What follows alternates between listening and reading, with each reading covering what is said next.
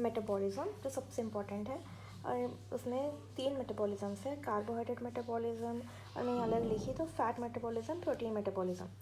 Metabolism में भी mostly catabolism और एनाबॉलिज्म को इनहिबिट कर देता।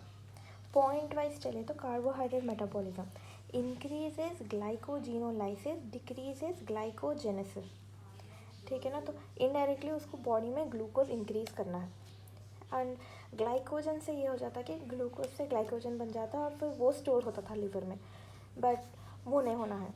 हम लोग को स्टोर नहीं करना है, हम लोग को यूज़ करना है, because the body is thinking कि हम लोग स्ट्रेस में हैं। कॉर्टिसोल अंडर स्ट्रेस रिलीज़ होता, तो उन लोग समझ रहे कि बहुत स्ट्रेस में है, हमको बहुत ज़्यादा ग्लूकोज होना है, जो भी स्ट्रेस है उसको फाइट करने के लिए एनर्जी होना है।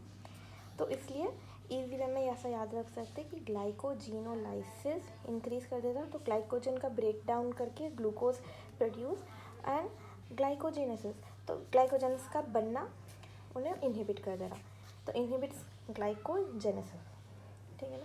लाइसिस होना है ताकि ग्लूकोज होना है, और ये एडिपोज टिश्यू में इंक्रीजेस फ्री फैटी एसिड, ऐसा ये मैं इसमें लिखी, मगर ये पॉइंट है एक्चुअली फैट मेटाबॉलिज्म में ये इसका भी ये है एनर्जी के लिए फ्री फैटी एसिड्स होना है। तो ना ब्रेक डाउन कर दिए जितना भी हमारे पास फैट स्टोर था एडिपोज टिश्यूज में, एडिपोज सेल्स में। और ये मसल में ये मसल वाला पॉइंट एक्चुअली प्रोटीन कैटाबॉलिज्म का है, जिसमें उन्होंने ना प्रोटीन लेवल्स डिक्रीज़ कर देना। द थिंग इज़ कि मसल्स में भी हमारे पास वो एनर्जी स्टोर होके है, जिसको नहीं स्टोर करना है, हमको यूज़ करना है। तो inhibits anabolism and stimulates catabolism, break down को ना इनहिबिट मतलब वही तो इनडायरेक्टली ये करना है कि प्रोटीन लेवल डिक्रीज़ कर देना है बॉडी में बहुत कम देर के लिए। कॉर्टिसोल ज़्यादा रहा तो डिसऑर्डर्स होते, बहुत कम टाइम के लिए है ये। और रेगुलेशन ऑफ ब्लड शुगर का वही ऐसे याद रख सकते कि कुशिंग सिंड्रोम में लोगों को डायबिटीज़ हो जा रहा, वो भी ये वाला नॉर्मल डायबिटीज़ नहीं है ये, इसको कुछ और बोलते, जैसा डायबिटीज़ मेलाइटिस है ना, ये अलग है। इसमें क्या हो रहा, वो रेसिस्टेंस टू इंसुलिन की वजह से होता, बट ये वाला इंक्रीज ग्लूकोज के वजह से होता, जो ये है ना, ये पिट्यूटरी पे जो हो रहा है, ये इंक्रीज हो जाने की वजह से हो रहा है कॉर्टिसोल वाला डायबिटीज़। तो ब्लड शुगर ये है कि increases glucose antagonist to insulin के टोटली ऑपोजिट काम कर रहा। ये इसमें भी हम लोग बायोकेमिस्ट्री में भी पढ़े थे कि लाइसिस उसको जो है सो इनहिबिट करता इंसुलिन, बट इन्हें इंक्रीज करता ग्लाइकोजिनोलाइसिस को, ऐसा। और इम्यूनिटी में भी इसका बहुत ऑपोजिट रोल है। हमारे दूसरे जो भी थे प्लेटलेट्स, आरबीसी, मतलब जितने का भी वो लिम्फोसाइट्स का जो भी काम था उसका ऑपोजिट है।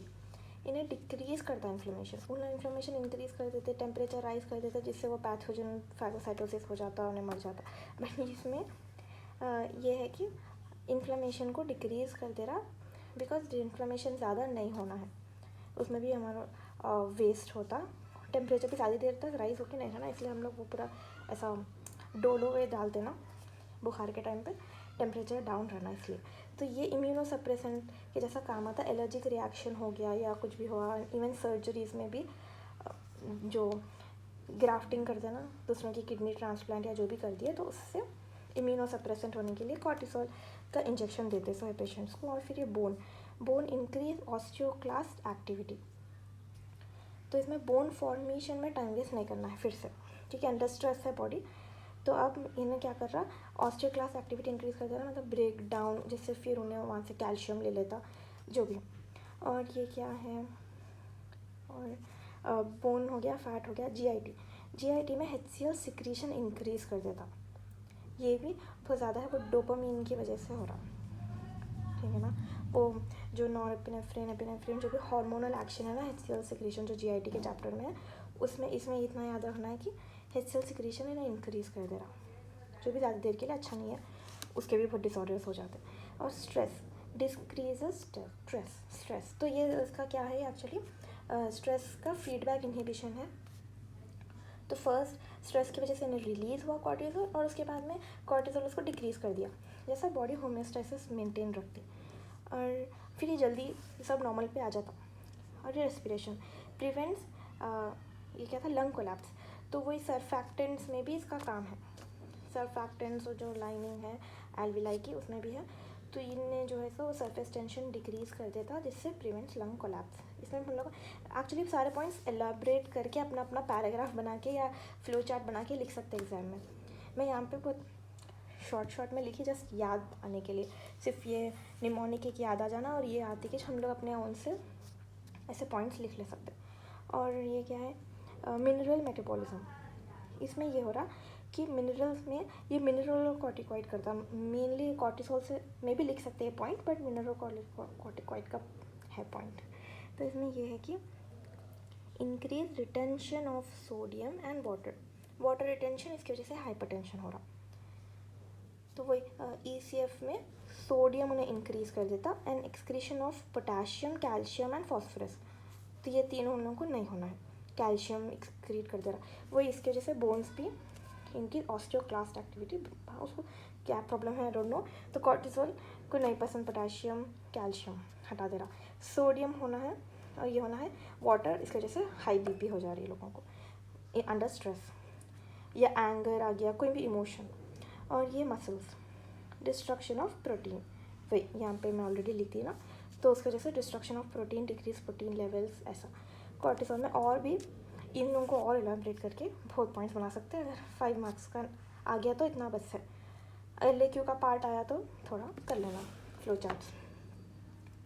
और ये क्या है, इसके ये कुशिंग सिंड्रोम का है, इसके अदर फीचर्स, ये वही एड्रिनल कॉर्टेक्स में ट्यूमर वही हो गया तो इंक्रीज हो जाता है, या एंटीरियर पिट्यूटरी या एड्रिनल कॉर्टेक्स में ट्यूमर आ गया तो वो बड़े हो जाते साइज़ में, और ये ज़्यादा सिक्रीशन स्टार्ट कर देते हैं पूरे हार्मोन्स का, उसकी वजह से कुशिंग सिंड्रोम हो जाता है। उसके तो नॉर्मल हमको मालूम से वो है पर्पल स्ट्राई, ब्रूजिंग और वो बफेलो हम्प, वो सब इन लोगों की वजह से हो रहा। तो अगर एक बार ये इफेक्ट्स याद हो गए तो 2 मिनट में वो भी लिख ले सकते हैं। पॉलिस्थीमिया, ये एक्सेसिव प्रोडक्शन ऑफ RBC है, ये भी कॉर्टिसोल की वजह से हो रहा, बिकॉज उन्हें एरिथ्रोपोइटिन इंक्रीज़ कर दे रहा किडनी पे ये एक्शन है इसका। और ये लिम्फोसाइटोपिनिया, इसिनोपिनिया, ये जो है destruction of lymphocytes by cortisol, वही इन्फ्लेमेशन कर रहे थे ना लिम्फोसाइट्स हम लोग, तो उन लोगों को ना डिक्रीज़ कर दिया, डिस्ट्रक्शन कर दिया उन लोगों का, इसकी वजह से उन्हें इम्यूनिटी में काम है। वैसे पॉइंट्स इधर उधर कर लेके लिख सकते पूरा। Muscular wasting is due to catabolism of protein, वही मसल में से प्रोटीन्स हट गए तो वो मसल्स बहुत वीक हो जाते और बाद में काम भी नहीं आते। और ये है हाइपरग्लाइसीमिया, वही इंक्रीजेज ग्लाइकोजिनोलाइसिस एंड ग्लूकोनियोजेनेसिस, तो ग्लूकोज इंक्रीज कर दिए और ग्लाइकोजन ब्रेक डाउन कर दिए। हाइपरटेंशन विच है वो वाटर रिटेंशन हो गया था, उसकी वजह से इंक्रीज इन ब्लड वॉल्यूम। हाँ, ये हिर्सुटिज्म है, excess hair growth on face due to androgen, ये वो मेल हार्मोन्स है ना तो फेस पे आ जाते। और ये कुशिंग सिंड्रोम बहुत कॉमन है फीमेल्स में, तो फीमेल्स के फेस पे आ जाते हैं हेयर। और peptic ulcer increase in HCl secretion, वो नहीं होना, उस ज़्यादा हो गया तो वो परफोरेशन हो जाता स्टमक लाइनिंग का, तो पेप्टिक अल्सर। ऐसे बहुत ईजी है कुशिंग सिंड्रोम और कॉर्टिसोल।